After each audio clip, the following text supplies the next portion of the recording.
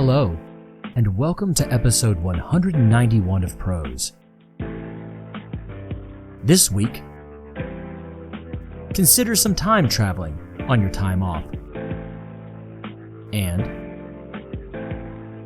become a bit confused along with some poor schmuck just trying to make a coffee run. As per my normal pleas, I hope that you'll go follow the show on social media. Everything is at Prose Podcast, as this can help the podcast get noticed. But I truly hope that you'll take the time to rate or review the program.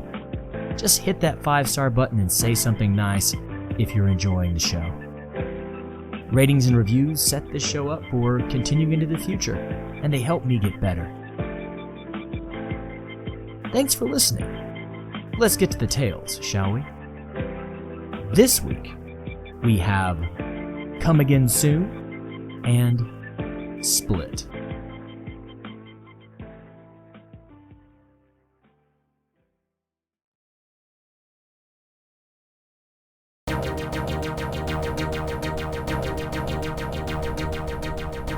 Come Again Soon, an original short story by Jared I. McGee.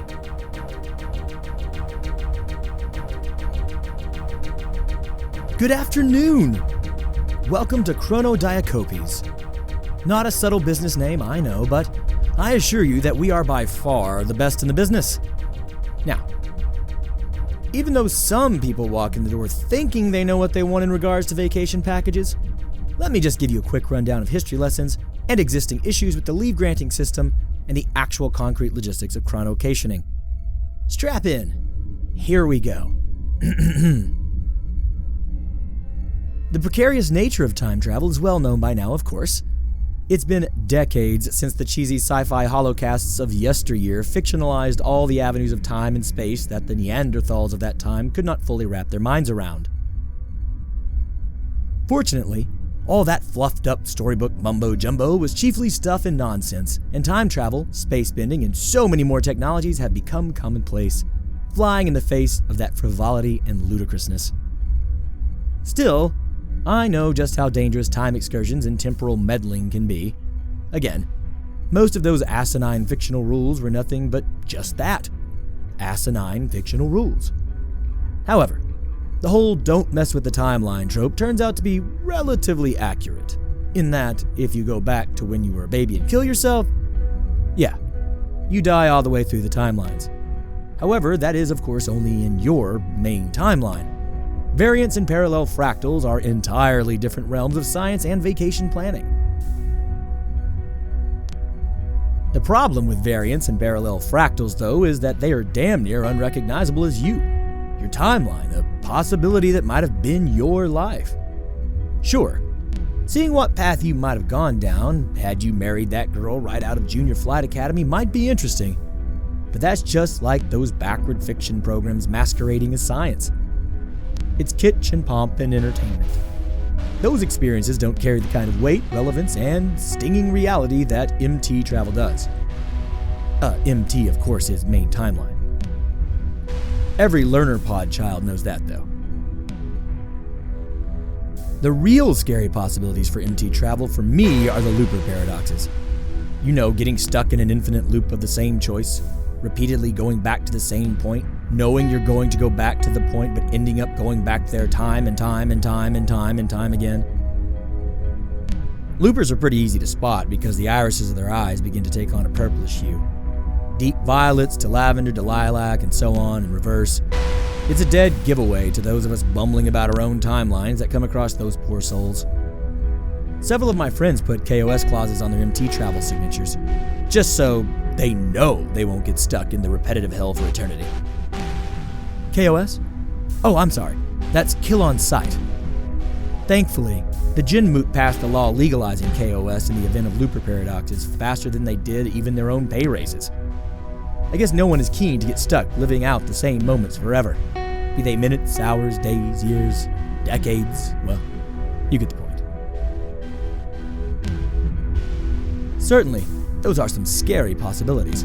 But when it comes down to it, that's really the worst of the worst in scenarios that can go wrong. The majority of screw-ups and life enders in this practice are user error. And by majority, I mean 99.9% of the problems that crop up while you're gallivanting across your past are your fault. Again, don't kill yourself as a baby, and it'll be gravy. The future? Oh, right. I forgot to cover forward leaps. Those are more precarious. Of course, because of an infinite number of futures branching an infinite number of ways from the leap point.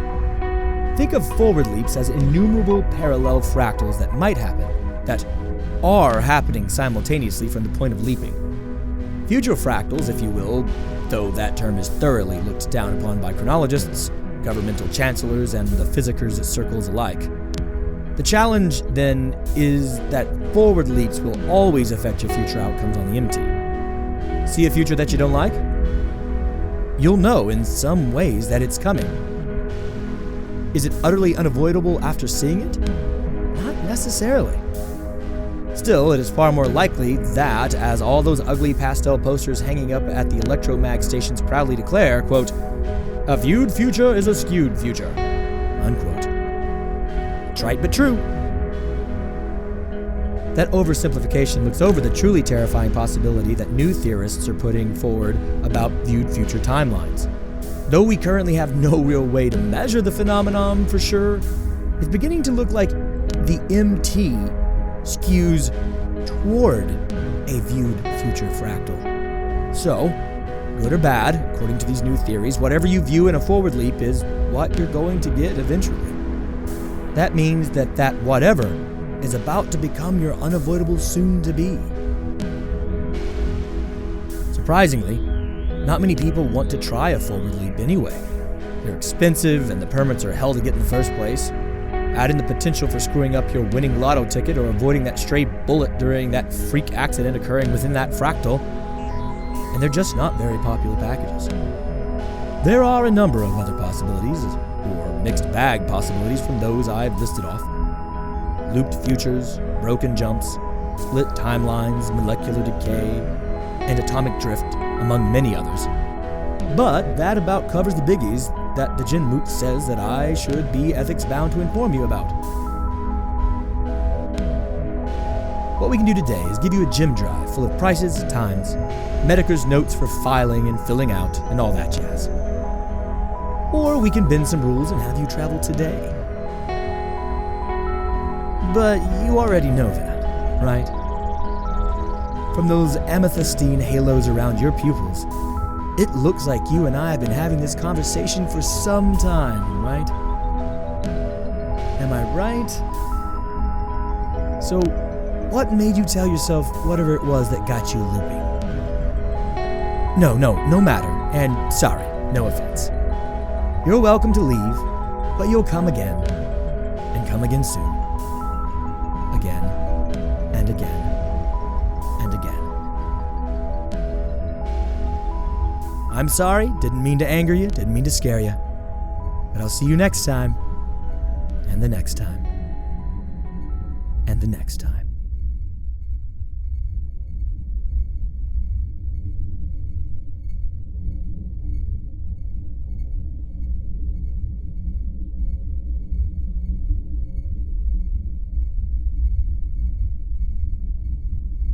Thank you for listening to Come Again Soon. The musical track in the background of this story is from the Free Music Archive. The track is titled Outer Reaches by Silicon Transmitter from the album Additives. The track is being used under an Attribution Non-Commercial Share-alike 4.0 international license. Please head to freemusicarchive.org for more of their music.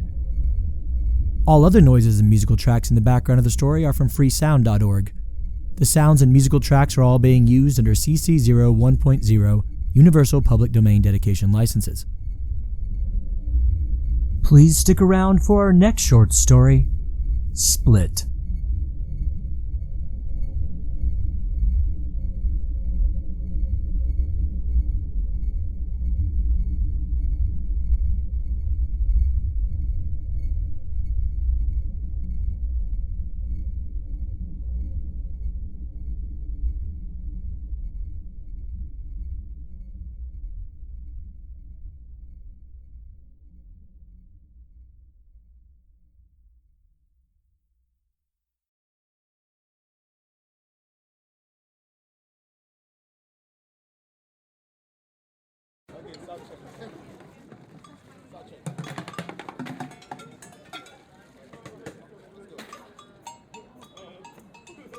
Divided, an original short story by Jared I. McGee.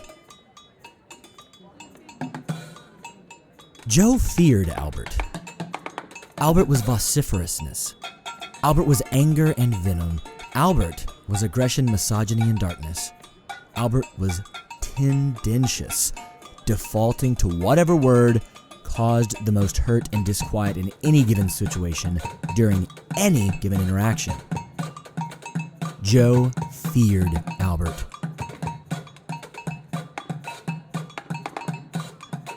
Every Tuesday morning, Joe's boss Ezra, the bigwig at the graphic design company Octodraw in Worcester, sent Joe out for coffees for the team.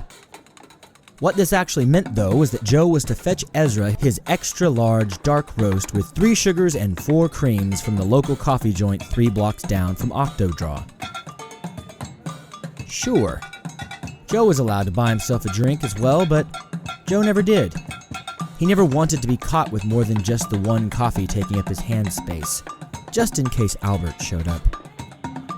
And Albert always showed up. As soon as Joe exited the shop, Albert would be 1 block down, off a bit, into an alley on the left-right in the middle of the route back to Joe's workplace. Albert would try to push Joe around. Albert would ask Joe to go to strip clubs with him, do drugs, fight, hit, any number of bad things that Joe wanted no part of. Joe would defend Ezra's extra-large dark roast with 3 sugars and 4 creams like losing the drink would cost him his job or his life or affect the outcome of the history of the world. Albert would give him a quick jab to the kidneys, a kick to the shin. It was chiefly verbal accosting, though. Generally, after about 5 to 6 minutes, Albert would tire of his fun and move along, allowing Joe to hurry back to work, and Ezra's inevitable, "Thank God, Joe. You know goddamn well I can't work for shit without my juice, man." Ezra thought this was comedy genius. Everyone would cackle along with Ezra as he laughed at his own joke. Joe would laugh along too, even though he didn't think the joke was funny. It wasn't really funny, especially because Ezra took the Lord's name in vain twice in the comment. That was 14 times a week, 730 times a year, 25,550 times over Ezra's life, though Joe doubted that Ezra's impious, unfunny coffee comment had started from birth. But math was logical. Math was fun. Facts were comfortable. So when Joe laughed, he was thinking of 25,550. And Ezra cursing like a sailor right out of the womb. Not the joke itself.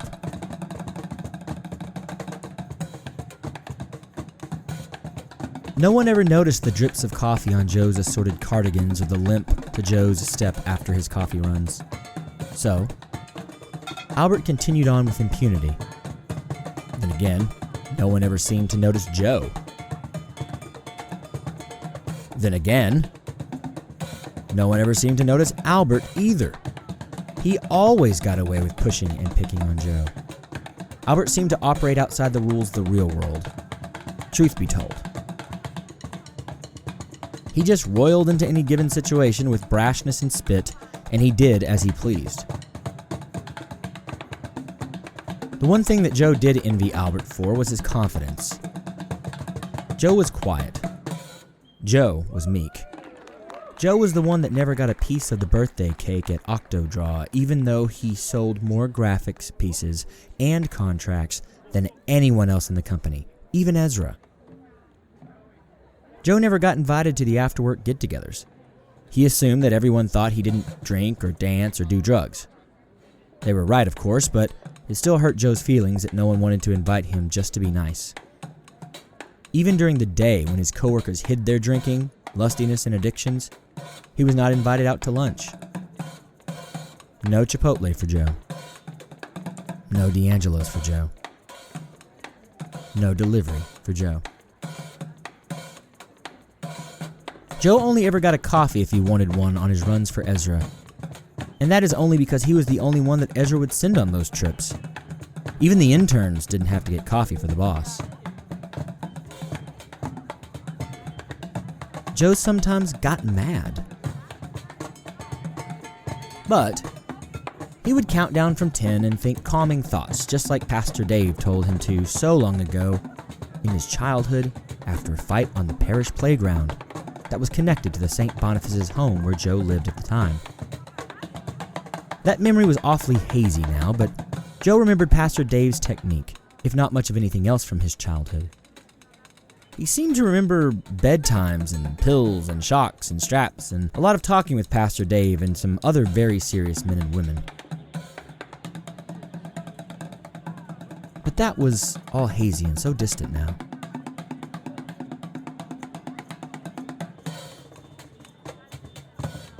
One Friday afternoon, Jacina shook Joe's world.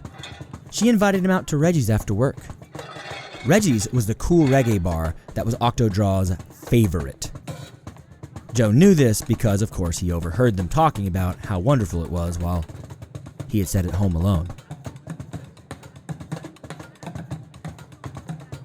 Joe didn't want to actually go upon the invitation, but he beamed when Jacina asked him. To even his own surprise, he said yes as soon as the invitation had its question mark hanging from the end. The remainder of work went as usual. Joe packed his satchel bag up at 4:30, which he never did. At 5, he was the first up, loaded down with his satchel and ready to head out with the crew to Reggie's. Everyone else took another quarter hour to pack up, which actually surprised Joe. He thought he remembered everyone doing the 4:30 pack up for the 5 o'clock sprint out, but this was his first time. He could be mistaken. They all walked the mile or so to Reggie's, Joe keeping his head on the swivel, trying to take part in all the fractured conversations at once. He wasn't actually involved in any of them, but he was very happy to be some part of the exchanges. His head remained on the swivel to keep an eye out for Albert as well, of course. But that goes without saying. They arrived at Reggie's in roughly 20 minutes. Everyone ordered a drink but Joe. Jacina ordered him one, though. It was called a Reggie's Sweet Tea. Joe loved sweet tea. It reminded him of his grandmother, who had loved him so very much. Though hazy with the rest of his memories, that one stuck out somehow, some way. He happily gulped it down. Jacina and the rest of his coworkers thought it was great. She ordered him another.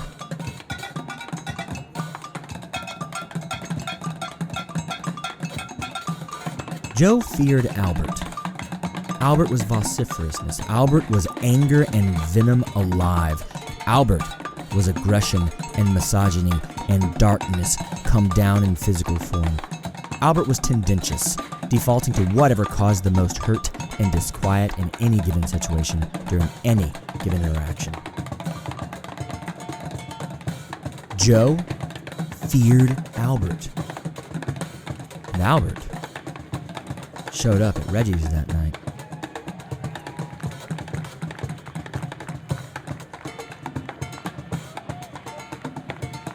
Joe had finished his 5th sweet tea and was feeling quite sick. Jacina and Ezra and Patrick and Pete and Jeff and Abraham and everyone else were hooting and hollering, and they all laughed a lot at Joe's drinking of his teas. Jacina told him after his 4th that it might have a little alcohol in it, but it didn't register for Joe at the time. After his 5th, Joe sat down in a nearby booth and closed his eyes. He just wanted the spinning of his head and flip turns of his stomach to stop. He must have fallen asleep. When he woke back up, his companions were gone. Or hurt. Jacina had a number of bruises on her, and her right eye was swelling shut. She stood behind the bar, pointing. Ezra was on the ground and bleeding from his head at an alarming rate. Patrick and Pete were lying on the ground, their necks and legs and arms at unnatural angles. Jeff was nowhere to be seen. Abraham was holding the front door, ushering other people out of the bar, and then allowing police officers in. Albert must have found him. After all this time keeping his stalker away from the rest of his life, this was a tragedy. Joe had always been so careful. No, he'd not been invited to things, but no, he would not have gone in the first place for just this reason. What had Albert done here? Joe knew that Albert had done unspeakable things to people, but Albert had never really hurt Joe. Not like this. He was pretty sure that at least 3 of his coworkers were lying dead. Jacina was still pointing at Joe. Joe froze, thinking that surely Albert must be behind him. Jacina was trying to warn him, right? Jacina wailed and cried and spouted out a font of unintelligible accusation and anger and fear. The stream of police officers shuffled in and followed Jacina's pointing to his booth. Joe stayed frozen, thanking God the police were here. Finally, Albert would be held accountable for the despicable things he'd done over all these years of their knowing one another. Joe beamed once again as the police veered toward him. Then they snatched him up and roughly pulled him out of the booth. Then they slammed him on the ground, beginning to read him his rights, like he'd seen cops do on TV before he changed those inflammatory, scary crime shows that he didn't like to allow into his home. They polluted the mind, you know. Jacina's sobs lessened and her screams clarified. You! Who the fuck are you? What the fuck are you? You killed them, Joe! Killed them!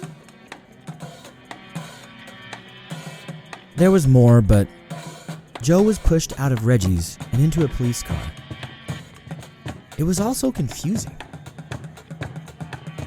Despite all of the hullabaloo, Joe felt so tired.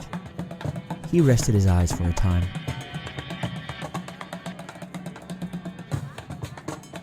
The following weeks and months saw Joe learning a lot about the legal system.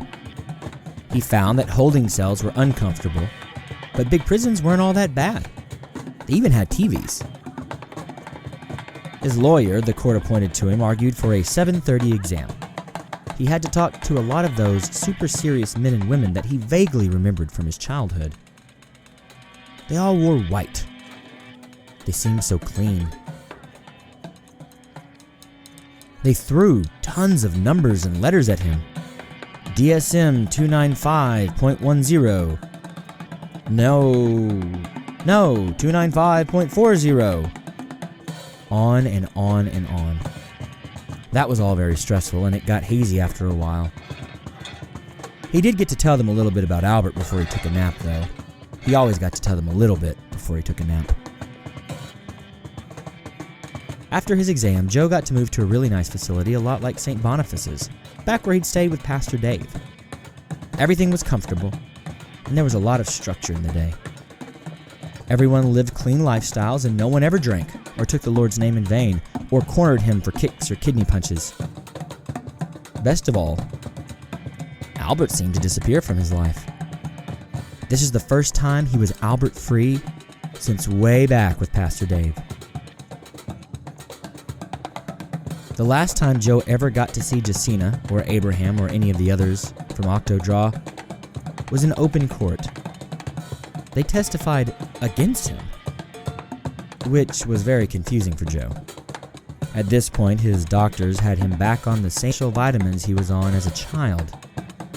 That was starting to come back to him now, these snippets from childhood. Still, that didn't fully explain to him just how disconnected Jacina and Abraham's testimonies were.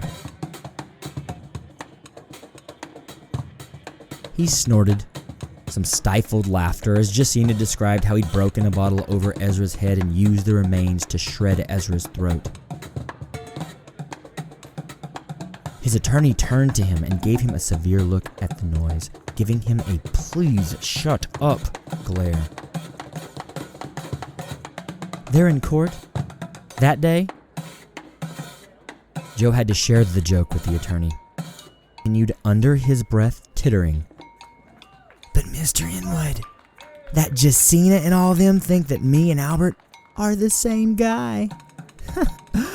Crazy."